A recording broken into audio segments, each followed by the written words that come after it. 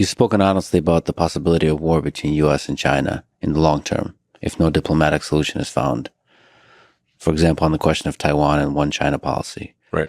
How do we avoid the trajectory where these two superpowers clash? Well, it's worth reading that book on the difficult to pronounce Thucydides trap, I believe it's called. I love war history. I like inside out and backwards. There's hardly a battle I haven't read about. And trying to figure out like what really was the cause of victory in any particular case, as opposed to what one side or another claimed was the reason. Both the victory and what sparked the war and Yeah. the whole thing. Yeah. So that Athens and Sparta is a classic case. The thing about the Greeks is they really wrote down a lot of stuff. They loved writing. There are lots of interesting things that happened in many parts of the world, but people just didn't write down. So we don't know what happened, or they didn't really write in detail. They just would say like, we had a battle and we won. And like, well, what? Can you add a bit more? The Greeks, they really wrote a lot. They were very articulate on it. They just love writing. So, and we have a bunch of that writing that's preserved. So we know what led up to the Peloponnesian War between the Spartan and Athenian alliance. And we know that they saw it coming. I mean, the Spartans didn't write. They also weren't very verbose by their nature, but they did write, but they weren't very verbose. They were terse. But the Athenians and the other Greeks wrote a lot, and they were like, and Sparta was really kind of like the leader of Greece, but Athens grew stronger and stronger with each passing year, and everyone's like, well, that's inevitable that there's going to be a clash between Athens and Sparta. Well, how do we avoid that? And they saw it coming and they still could not avoid it. So, at some point, if one group, one civilization or country or whatever exceeds another, sort of like if, the United States has been the biggest kid on the block since I think around 1890 from an economic standpoint. So the United States has been the most powerful economic engine in the world longer than anyone's been alive. And the foundation of war is economics. So now we have a situation in the case of China where the economy is likely to be 2, perhaps 3 times larger than that of the U.S. So imagine you're the biggest kid on the block for as long as anyone can remember, and suddenly a kid comes along who's twice your size. So we see it coming. Yeah. How is it possible to stop? Is there let me throw something out there, just intermixing of cultures, understanding. There does seem to be a giant cultural gap in understanding of each other. And you're an interesting case study because you are an American, obviously. You've done a lot of incredible manufacture here in the United States, but you also work with China.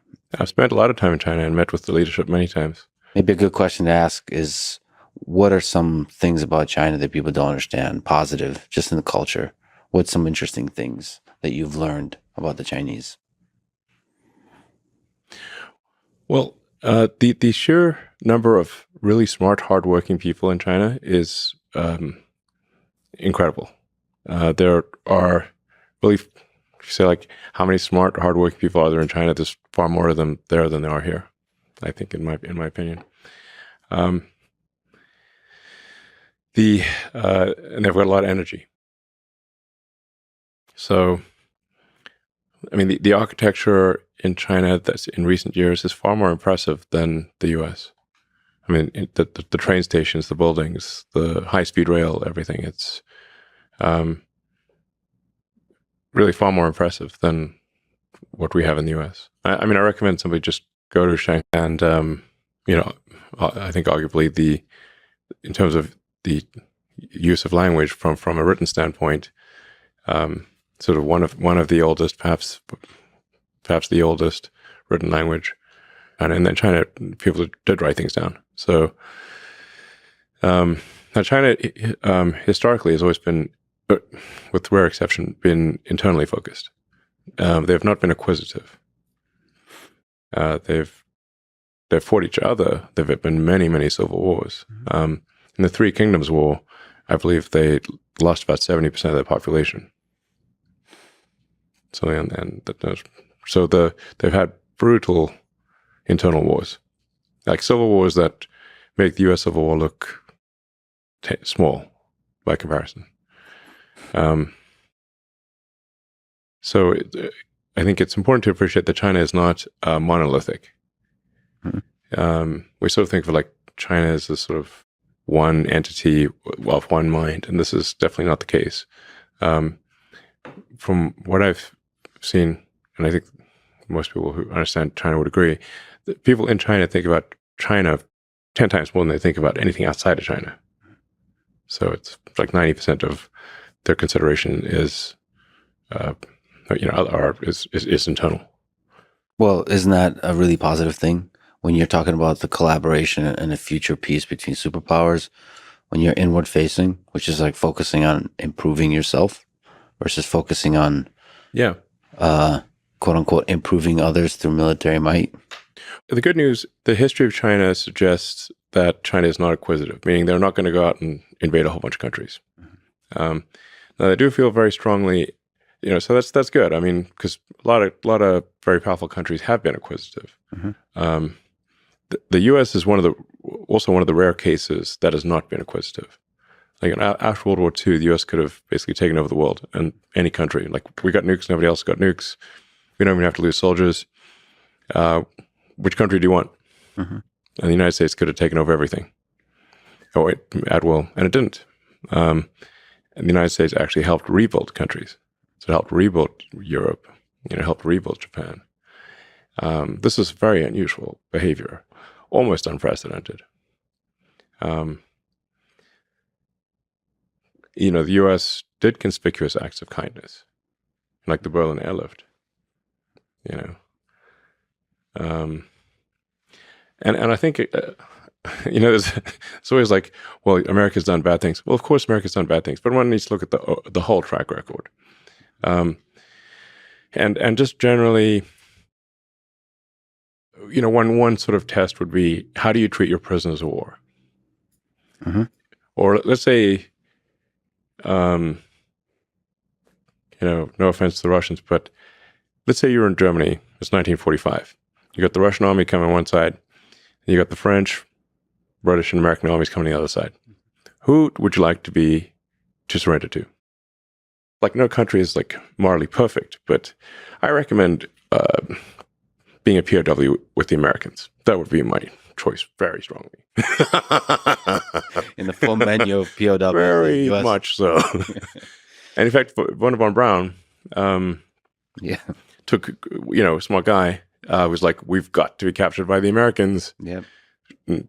And in fact, the SS was under orders to execute von Braun and all of the German rocket engineers. And they narrowly escaped their SS. They said they were going out for a walk in the woods. They left in the middle of winter with no coats. And then ran and with no food, no coats, no water. And just ran like hell and ran west.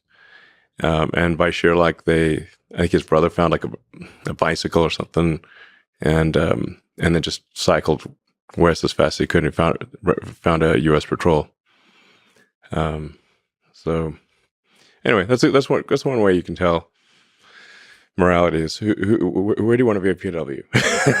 It's not fun anywhere, but some places are much worse than others. So anyway, so I think America has been, while far from perfect, generally a benevolent force. And we should always be self-critical and we try to be better. But anyone with half a brain knows that. So I think there are, in this way, China and the United States are similar. Neither country has been acquisitive in a significant way. So that's like a shared principle, I guess. Now China does feel very strongly about Taiwan. They've been very clear about that for a long time.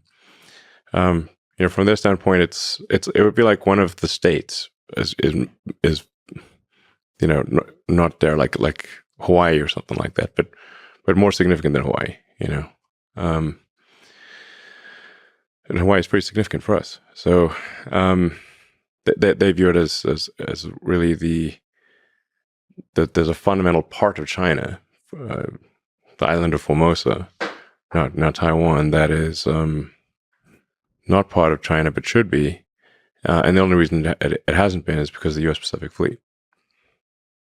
And as their economic power grows and as their military power grows, the thing that they're clearly saying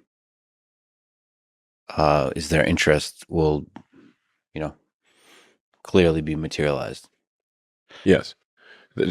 China has been very clear that they will incorporate Taiwan peacefully or militarily, but that they will incorporate it from their standpoint is 100% likely.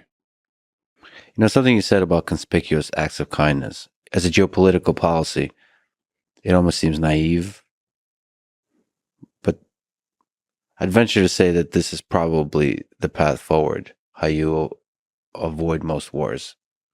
Just as you say it, it sounds naive, but it's kind of brilliant.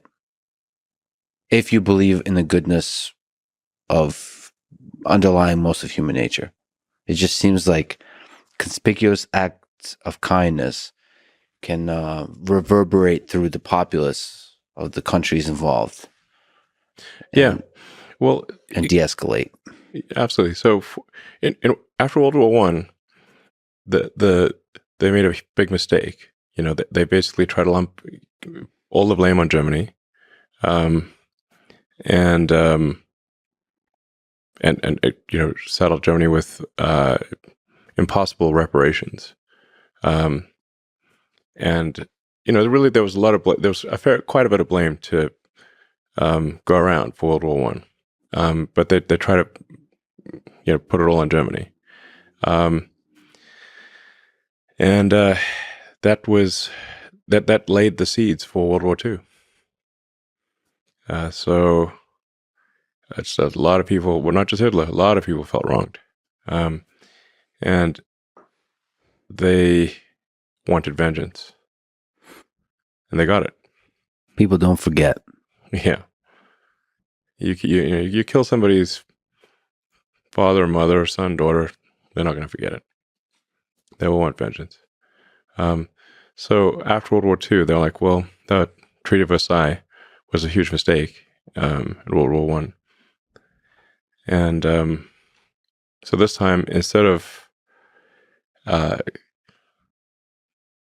crushing the losers, we're actually going to help them with the Marshall Plan, and we're going to help rebuild Germany. We're going to help rebuild, Austria and the other, Italy and whatnot. So Follow to learn more.